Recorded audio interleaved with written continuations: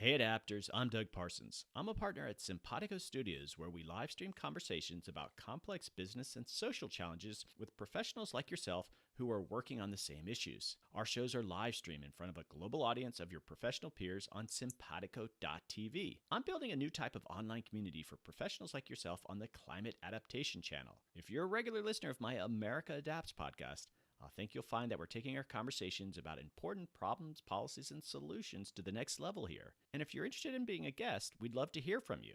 And now join us for this latest episode.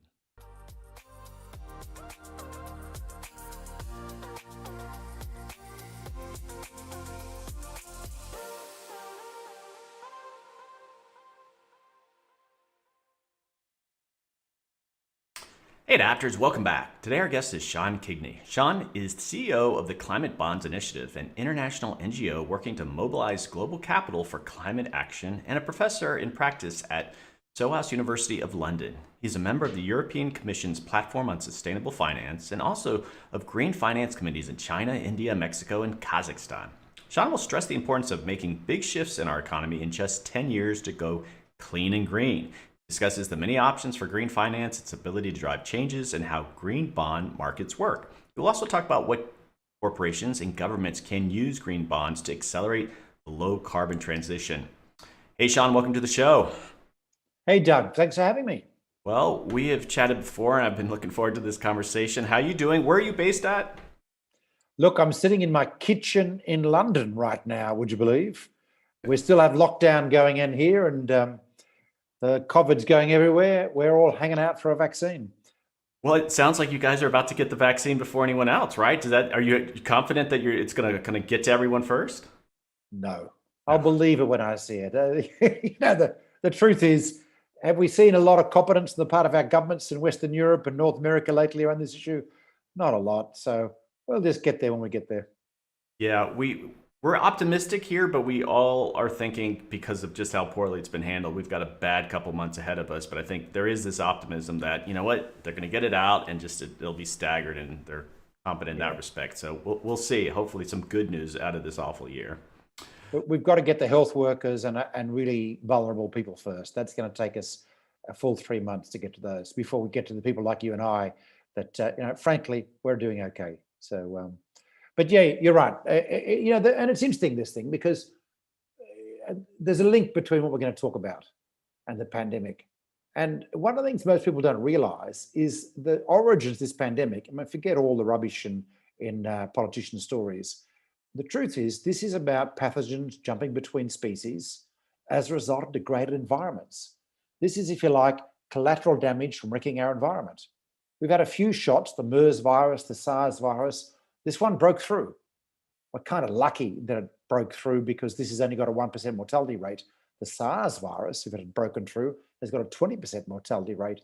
And it strikes people, would you believe, age 30 to 40, not people over 60 like me. Oh boy. So I would have been better off. But in a sense, this is a climate crisis because the Intergovernmental Panel on Climate Change Health Committee for the last 30 years has been telling us in no uncertain terms, the 21st century is going to be a century of pandemics. When you get climate change throughout history, you get pandemics coming through. We're going to get a lot of these. And what this reminds us is that we've got to look at how we're resilient in our societies in what's going to be a century of climate shocks of all kinds, including wildfires in California, which means it's not just about getting emissions down, which is the near and present issue. It's also about how to make sure that our societies can survive shocks. And there's a lot of learnings out of the pandemic, I'm afraid, a very brutal pandemic, that we need to do to understand how to run our societies better. All right. Well, I guess related to what you're doing here, you've said we have about 10 years to shift our economies to clean energy, to be greener. So why 10 years? Where do you get that? What's happening out there? So we're not going to shift everything to clean energy, unfortunately, within 10 years, as much as I would really wish we could do it tomorrow morning. Look, it's all about odds and risk. According to the IPCC, which is essentially the global committee of climate scientists appointed by the governments of the world to report back to the UN and to the governments of the world. There's hundreds and hundreds of them, around that. It's not new science, it's a collection of science going around the world. They told us in a major report they published in 2018, they published a major report about every 3 or 4 years, that as best they could see on the modeling, we had done very badly in the previous 30 years. We'd put more emissions, greenhouse gas emissions, into the atmosphere in the previous 30 years than in the 150 years before that. This is the time we were running these UN conferences. We weren't making a lot of progress, unfortunately. And to be able to have a chance of avoiding what they call catastrophic climate change, that's the sort of world you and I and our kids do not want to live in. We need to get emissions down, what they said, 55% by 2030 against 1990 levels. So remember, emissions have gone up, and now they've got to go down. Well, we've got to go down a long way. So it's a little bit arbitrary in the sense that, to be frank, we've never had a world with greenhouse gas emissions as high as they are now while humans have been on the planet. And we're getting worse, and it's going to double by the end of the century. So we don't know what the future holds. Ideally, to be safe, we would kill all emissions tomorrow morning at 9 a.m. and we would start addressing resilience issues as to give us a chance. So what the IPCC said is, look, that's not going to happen. We accept that, but we think there's a trajectory to get emissions down to that level by 2030.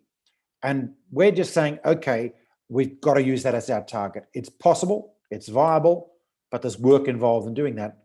The European Union has now committed to that target, 55% reductions by 2030, as well as net zero by 2050 as the long-term target. The truth is, everyone's got to, the whole world has to, and that's the challenge we face. And if we don't, it is just ugly. It's more than Miami disappearing. It's actually whole parts of the planet becoming uninhabitable. Southern USA gets this wet bulb temperature syndrome that starts happening in summer, where the humidity and heat quotient gets to a point where we stop transpiring. And this is a prediction from the scientists. And when that happens, we die. We have about 4 hours to live, because if you can't transpire, you can't actually survive the heat. And so this is going to become a frequent occurrence at the moment in the 2030s and 2040s. We'll start experiencing quite soon, I think, in modest, for a few days at a time, which could kill 20 million people. That's the trouble. Wow. If you can't get into air conditioning, you die, essentially. So these are the kind of risks we're facing. Now, everything's a risk. Nothing's certain in life. The risk is very high. Like, you wouldn't drive across a bridge if there was this level of risk of it falling down. And that's what we're trying to deal with. And that's why we're getting this growth of green finance, because investors, who are risk people, right? They're risk people. They're trying to figure out how they can pay your pension when you finally retire, Doug, in 2040. And then managing the money to be able to match assets and liabilities. And what they see is a lot of volatility coming through. So their ability to be able to make sure they can pay your pension when you retire is becoming tougher to achieve. And they're thinking, yikes, what do we do here? And hence we've got this movement about changing portfolios, looking at risk, and also talking to companies that pension funds have shares in to say, can you address this risk a bit? What can you do in your portfolio? It's all about risk, mate. All about risk. All right. So I guess what you're doing too, and maybe you can use a sector as an example, but you talk about, all right, it'd be great if tomorrow we could just zero out carbon, but that's just not how economies work. And so you have different sectors, most of them relying on fossil fuels as an energy source. So the next 10, 20, 30 years, it's about transitions. And I guess green finance is going to play a role to help these different sectors transition, correct, right? Because most people don't, they think, oh, the science that says stop, you need to stop doing this, but it's about assisting transitions. And so maybe you could elaborate on that. Maybe there's a particular sector you think is a good example. Well, if you're an investor, and frankly, if you're a politician trying to run a society too, you're looking ahead to what the risks are that are coming your way. And you try to mitigate those risks and ensure that everyone has a sustainable pathway through life and maximize the outcomes for your citizens or for your beneficiaries if you're a pension fund. That's the challenge. And now what we know from climate modeling and so on, we've got a much greater degree of certainty about what the future looks like than actually we've ever had before, I'm going to say. It's extraordinary. I mean, you see this in weather reports, daily weather reports. We get it wrong, but we get it wrong way more less than when I was a kid. The weather reports when I was a kid were just like whoa. So often you'd say they don't know what they're doing. Whereas nowadays, actually, we can plan what clothes we're going to wear for a reasonable degree of certainty. Well, the same thing applies to climate modeling over the next 20 and 40 years. We've got a great degree of certainty. And what that certainty tells us is things are changing really bad. And in different areas, it means different things. In energy, let's say it means that we've got to get emissions down. Some governments are getting on top of it. Some things have started changing. And how do we predict those changes? How do we ride the waves to make money? How do we pick an Apple instead of a Ford in terms of our shareholdings in the future to make money? And this is how climate modeling is coming into it, because in some areas, there's some really obvious things, frankly, long-term investments in dredging companies are probably a good idea at the moment, because we're going to see a lot of flooded cities in 20 years' time. But they're all micro. There aren't so many. If there are companies that are making the transition, we have very clear evidence from the last 10 years, the last 20 years, that they have a higher market capitalization or higher share price. Only last month, the value of Next Era Energy in the US overtook the value of Exxon in market capitalization. And you've seen that Tesla is now worth more than the top 6 Toyota companies together. Now, hey, you might think it's a bubble. Hey, it possibly is. But it's interesting, right? Now, there's something going on there. I myself would feel a bit nervous about buying a share in Tesla because it's hard to see how they'll get a return on investment. But it does say something about electric vehicles. And I reckon the suppliers, to go back to the gold rush days, the suppliers of the picks and shovels to the Teslas are probably going to be safe bets going forward. So if you're an investor, you're trying to think about this and stay ahead of it, because remember, they're very focused on paying your pension when you retire in 2040. So in this era of climate modeling, we've got 3 kinds of risks that have now become very clear. We've got policy transition risk, and that is, will governments act? Will they go to ban something or push energy policy or maybe promote electric vehicles? We don't know. It's not certain, but there is actually a reasonable degree of certainty. And in fact, one of the things we've been doing is a taxonomy, a guide of what investments are consistent with the Paris Agreement. That's things like electric transport or clean energy or water investments that reduce energy use and also deal with adaptation. There's a bunch of things like this. And in that guide, called a taxonomy, it's effectively a list of things that will not be hit by policy risk. So in fact, it's lower risk. Now in the fixed income space where I work, most of the time, defensiveness is what it's all about. There's yield demands, but actually what the first job, as Larry Fink says, he made money by making sure investors didn't lose their money. And so defensiveness is the first order of the day. So if you've got a pool of investments, stuff which is consistent with the Paris Agreement, which is how we describe it, which are of less chance of being hit by policy transition, that's gold dust. That's what green bonds are, by the way. They're bonds issued by those kinds of companies or those kinds of assets. And you can address one kind of risk. The second kind of risk is harder, which is physical impacts. Hey, we're feeling it now. Temperature changes, weather changes, bushfires, and pandemics. These are all impacts risks. So we've got to try and assess what are the kind of impacts going forward and how do we mitigate our risk. For example, all the reinsurance companies of the world that are private have withdrawn from writing reinsurance for coastal property in Florida because they think the risks are too high. You kind of know why, right? And so the state of Florida, run by a Republican governor, denies that anything's going on with climate change. They've set up a government-owned reinsurance company that now takes on the risk. In other words, I'm going to call it foolishness about looking at future risk is leading to a foolish decision for Florida. And by the way, Florida has been notched down by Moody's a couple of grades because it's taken on this. It's a AAA state that is less than that because it's taken on essentially the risk of Mar-a-Lago, which gets its reinsurance, as far as I know, from the Florida state reinsurance because no private sector company will touch it. So private investors at the higher level are already acting on some of these impact risks. Some are hard to understand. Pandemic, we've learned a lot about what risks about pandemics are this last year, and it's giving us a clue about how to mitigate risk in the future. Like, guys, everyone needs a health system where the poor get free health on day one of a pandemic. That is, you don't have to keep working triple shifts while you're sick and spreading the disease to make sure you can eat. And that implies some social measures as well. These are climate resilience learnings going out of it. So investors are thinking about that. And now we've got this new risk which has appeared on the horizon, which is a little bit scary, which is liability risk. Because people are starting to win court cases against people who have done things knowing climate change is happening. You know, you've seen the show about Exxon in 1981. Exxon had a team of people working on climate change. They filed a report to the board about climate change saying definitively it was happening and this was going to affect Exxon's future business. And the board buried the report. It's now come out in all the subpoenas of board papers and denied the risk and then started its information campaign. Now, it's up to the lawyers and the courts to decide, but there are actions being brought against Exxon now based on that liability, where a board director did something which was contrary to the evidence they were given about risks going forward. You're going to get a lot of these.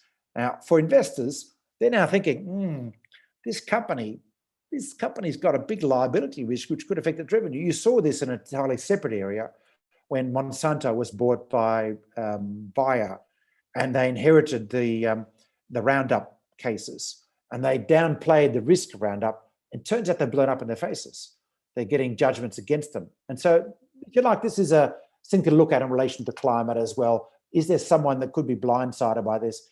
What it means is it contributes to the market capitalization depression of companies that investors think might have a chance of having a risk, and companies that are free of that risk in that universe I mentioned, let's call it the shopping list for the future, they tend to have a higher market capitalization because there's less risk going forward. Very interesting, right? So this is the world we're in now.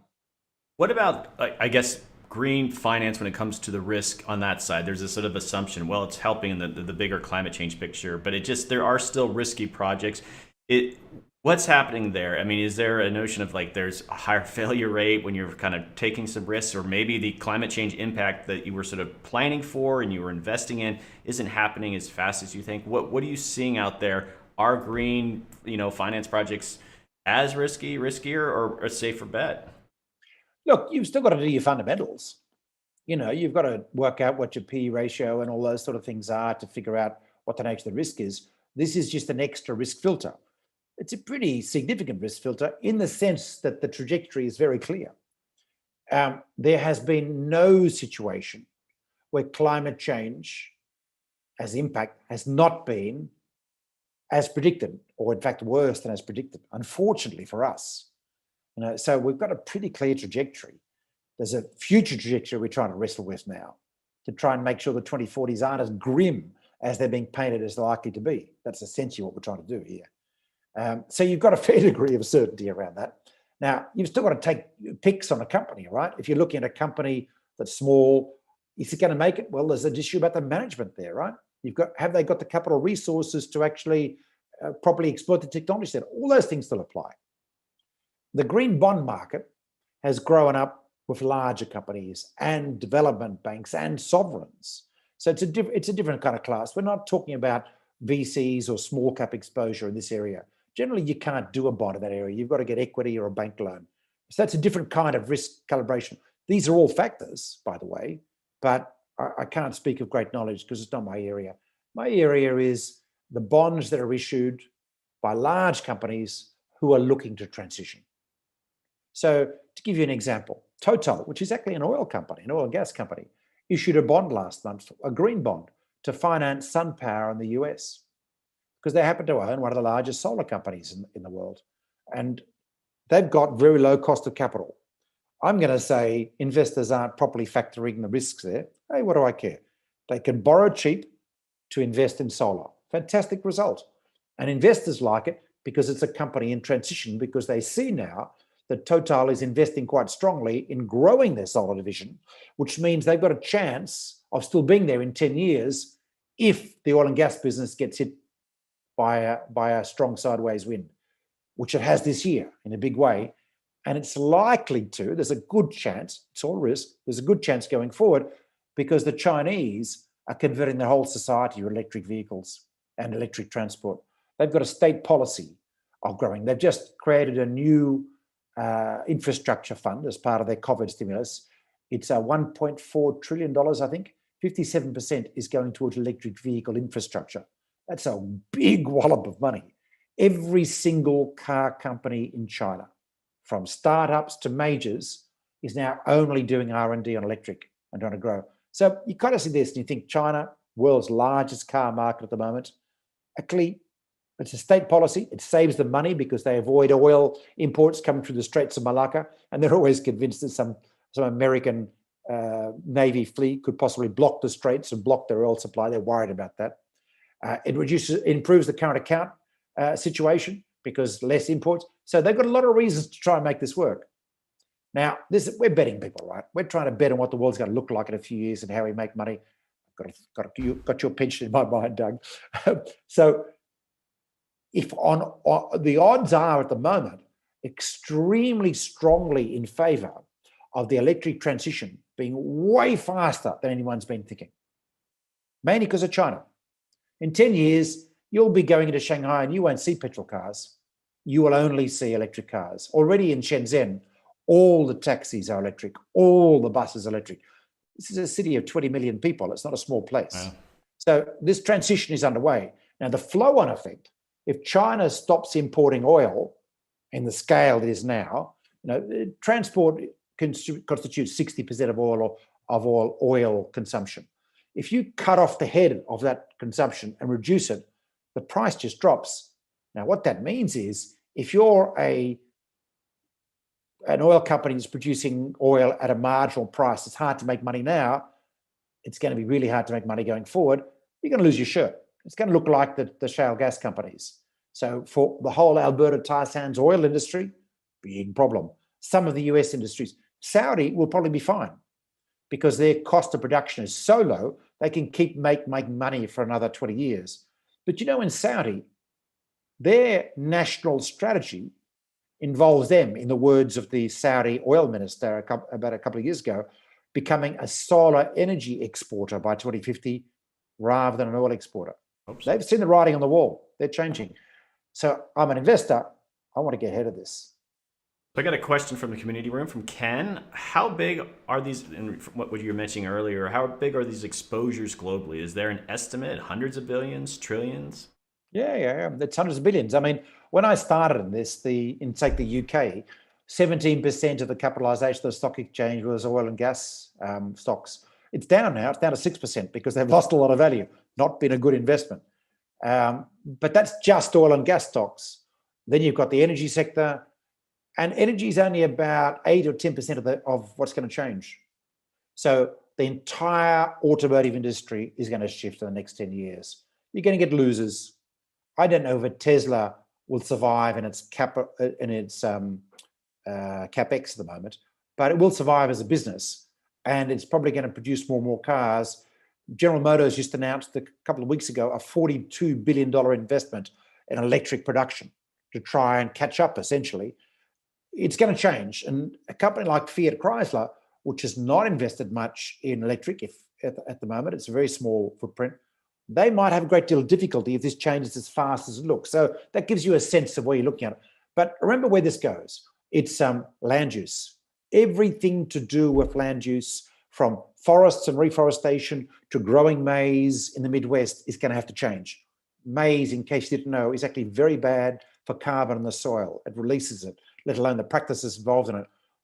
If you're a Californian that eats quinoa, it's really good for carbon. It sequesters carbon in the soil. These sort of things are going to presage changes. You've seen meat industry, the Impossible Burger. There's been a licensing now of lab-grown meats. This is going to have big implications, of course, for the beef industry. So land use is going to change. Buildings are going to change. We're going to see much more volatile temperatures going forward. And energy costs, people are going to find ways to better manage that within the building envelope.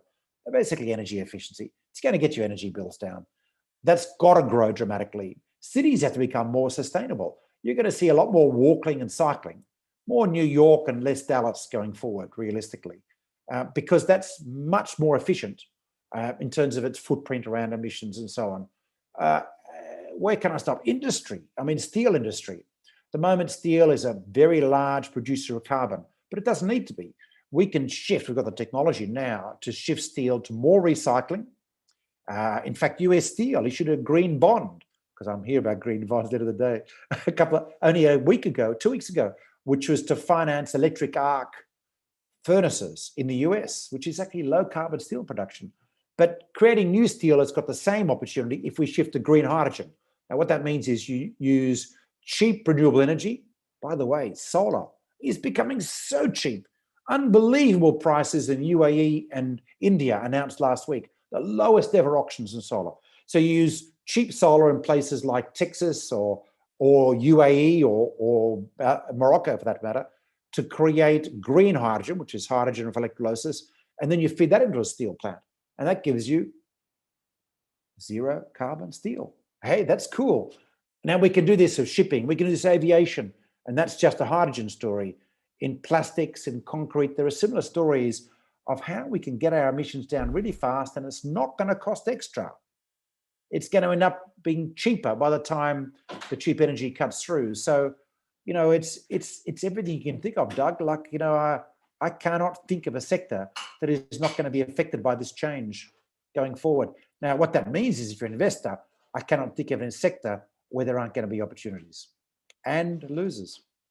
Well, so Sean, we've gotten to the end of our episode here, but I mean, we've covered a lot of ground. You've covered a lot of ground here, and just as sort of a wrap up, what's next for you? What's on your plate? Well, we've got a green bond market already of $1 trillion outstanding. Spectacular growth, which are essentially bonds issued against these kind of investments that I'm talking about. And that's growing, and that's everything from BART in San Francisco to new solar plants in India around the world. But it's not enough. We need to have $5 to $7 trillion of this a year to be making real progress. So when you're looking at whether we're making progress, bear this in mind. Scale is everything. Speed is everything. It is only 10 years to change a global society. It's a rather tall order, but the market will grow dramatically. Green equities will become a major story in the next year. Governments are preferencing, central banks are starting to talk in Europe, green quantitative easing, preferencing bonds in this area. And you're going to see retail products which are focused in this area and get special tax exemptions for this area to encourage people to invest. It's going to be an incredible story. And I'm not just talking about the US, I'm also talking about Europe and China and Japan, where the Prime Minister made a net zero by 2050 commitment only a few short weeks ago. This is going to be global, guys. Well, okay, great. I guess we just scratched the surface here, Sean. Appreciate you coming to share your message, and I guess I'm encouraged by the trend lines here. We have really no choice, right? We've got to transition into a green economy. I want to take you into our just chatting, just to kind of wrap things up with you. I want to close out this episode, but thank you so much for taking the time to come on Simpatico. But we'll be right back. Just hold on one sec.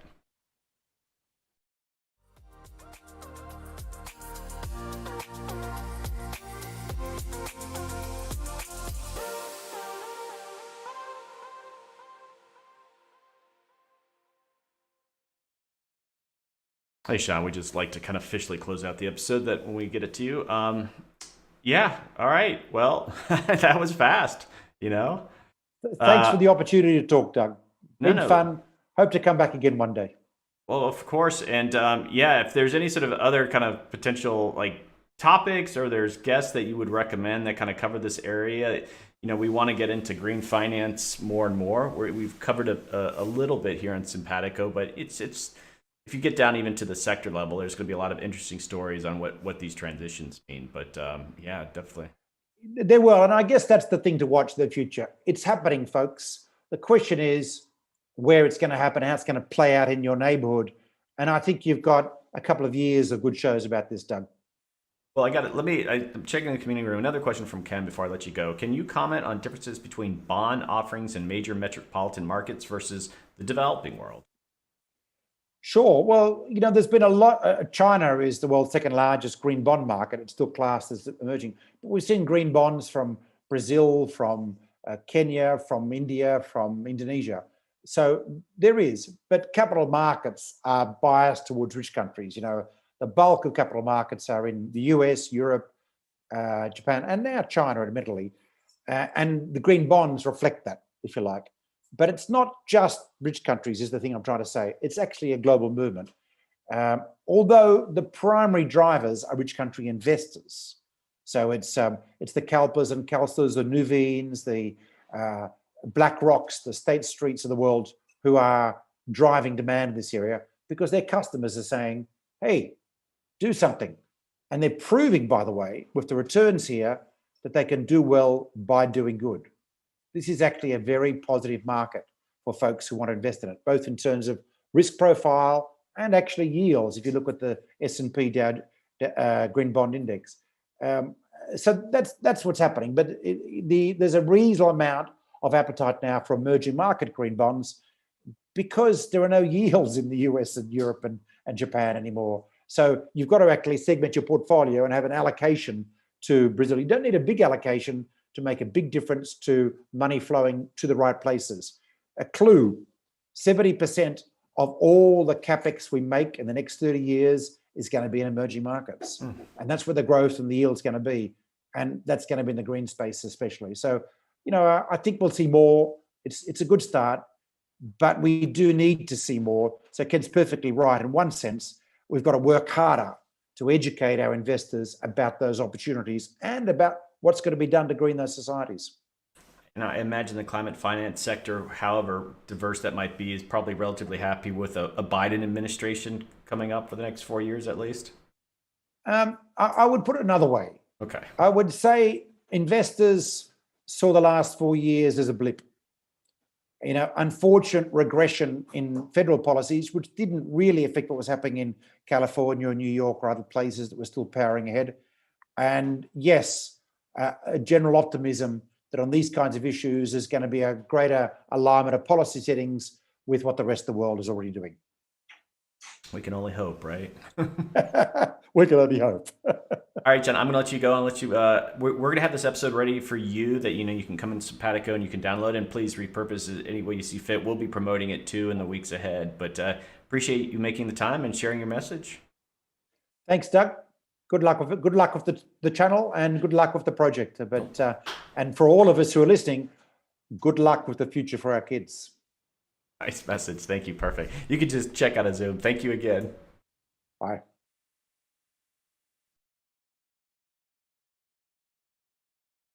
All right, folks, that is a wrap. I've got another show coming right up with working with and for nature, nature-based solutions and conservation with Dr. Jessica Hellman, and looking forward to that. I'm going to talk ecology. That will be at 1:30 Mountain, which is 3:30 Eastern, more relevant time. I will see you guys soon.